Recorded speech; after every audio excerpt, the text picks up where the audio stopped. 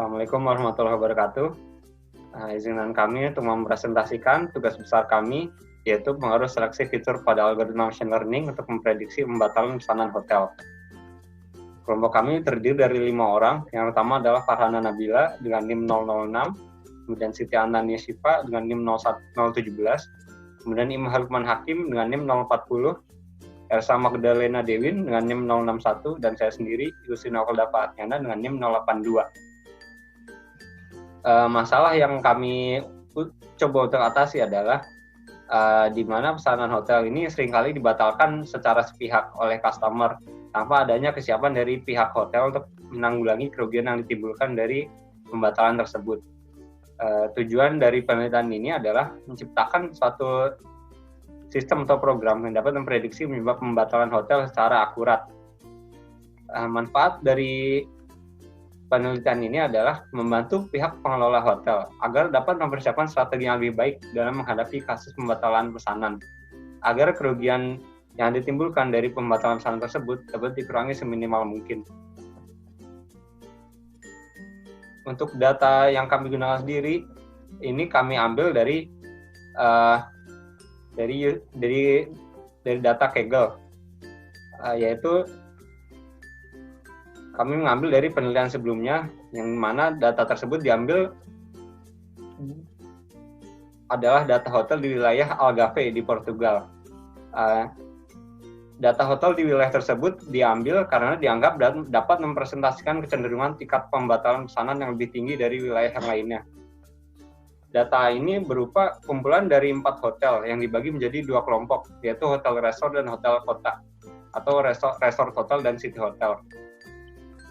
Untuk algoritma yang kami pakai adalah kami menggunakan decision tree dan random forest.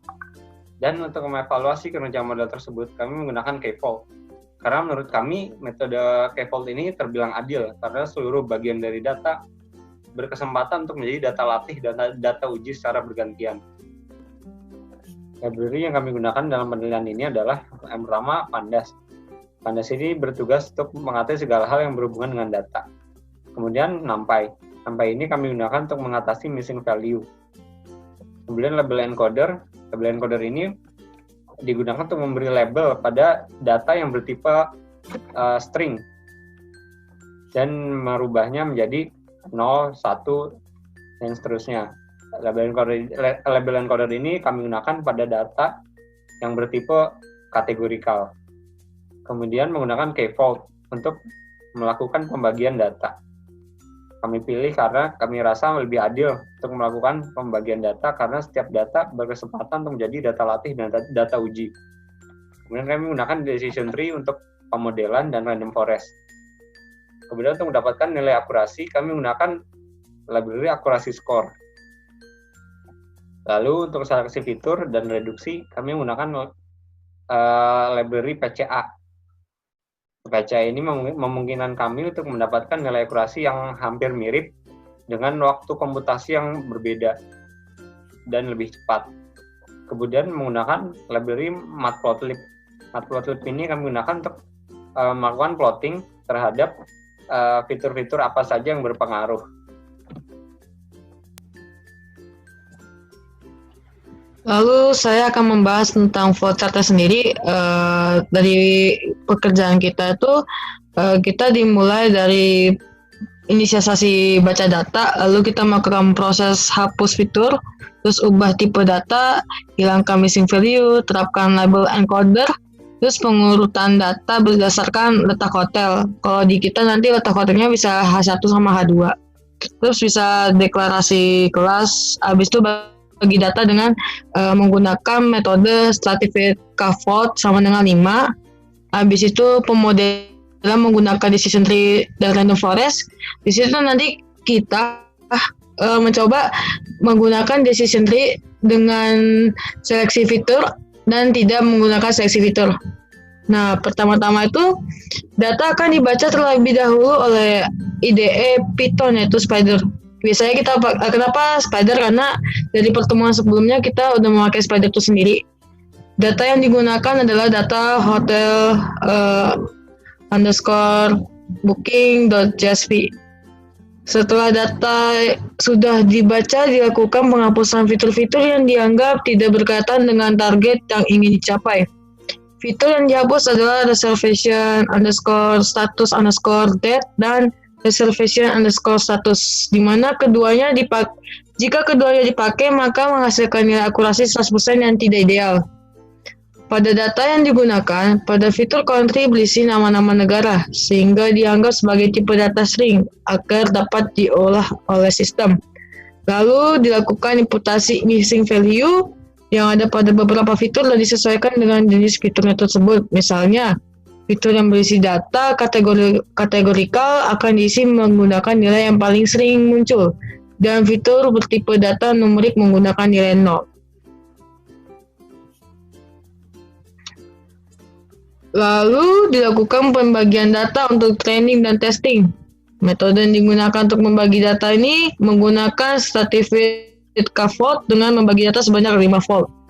Setelah data dibagi, maka dilakukan pemodelan. Pemodelannya itu kita menggunakan model decision tree dan random forest. Setelah itu didapatlah nilai akurasinya untuk data hotel keseluruhan, resort hotel, dan city hotel.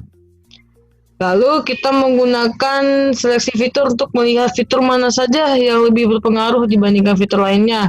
Seperti kita menggunakan PCA yang menggunakan teknik untuk menyederhanakan suatu data dengan cara mentransformasi data secara linear sehingga terbentuk sistem koordinat baru dengan varians maksimum. Setelah fitur diperingkat, kita menggunakan fitur yang sudah disederhanakan tersebut. Kita menggunakan fitur yang PCA itu komponennya sama dengan 3, 5, dan 14. Setelah itu kita lakukan pemodelan kembali menggunakan model yang sama, tapi dengan fitur yang sudah disederhanakan. Lalu dicari kembali nilai akurasinya dan dilihat apakah nilai akurasi yang didapat lebih baik dari menggunakan seluruh fitur.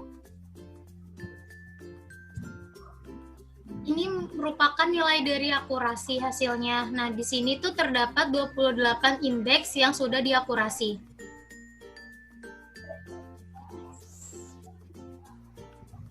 Nah, nilai akurasi dengan menggunakan seluruh fitur lebih tinggi daripada nilai akurasi dengan seleksi fitur menggunakan PCA. Walaupun hanya berbeda 3%, klasifikasi dengan decision tree pada data hotel secara umum tanpa menggunakan PCA memiliki nilai akurasi sebesar 0,976 dari skala 1. Sementara jika menggunakan PCA dengan fitur 3,5 dan 14 fitur berturut-turut adalah sebesar 0,958, 0,966, dan 0,966. Nah, di sini tuh merupakan data dari hotel secara umum, resort hotel, city hotel. Nah, di sini tuh terdapat model-model seperti decision tree-nya, random forest-nya, terus ada juga nilai akurasi seleksi fitur. Sampai dengan 14 fitur lainnya secara berturut-turut. Kesimpulan dan saran, penggunaan PCA untuk melakukan seleksi fitur pada penelitian ini menghasilkan nilai yang meningkat seiring dengan bertambahnya fitur yang dipakai. Tetapi setelah 14 fitur digunakan, nilai akurasi yang didapat tidak mampu melebihi ataupun menyamai nilai akurasi pada data yang tidak menggunakan seleksi fitur. Secara umum, metode klasifikasi dengan random forest memiliki kinerja yang lebih baik daripada metode klasifikasi dengan decision tree baik menggunakan PCA maupun tidak. Hal tersebut dapat dilihat dari nilai akurasi yang dihasilkan oleh kedua metode.